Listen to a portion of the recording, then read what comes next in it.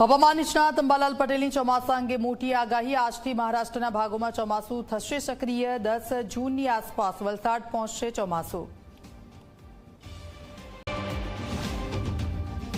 રાજ્યમાં 1000 નજીક પહોંચી ગયા કોરોનાના કેસ। આજે રાજ્યમાં કોરોનાના નવા 185 કેસ નોંધાયા। કુલ એક્ટિવ કેસનો આંક 980 થયો। 32 સંક્રમિત લોકોને સારવાર માટે હોસ્પિટલમાં દાખલ કરાયા। સુરત પોલીસને ચકમો આપીને તાપી નદીમાં કૂદી ગયેલો આરોપી દબોચાયો।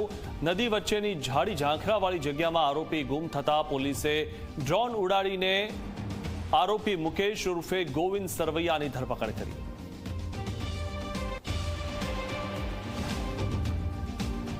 અરવલ્લીના મેઘરજમાં 13 વર્ષની સગીરા પર દુષ્કર્મ આચરનારો આધેડ દબોચાયો। નરાધમ આધેડે દુષ્કર્મ આચરતા સગીરા થઈ છે ગર્ભવતી।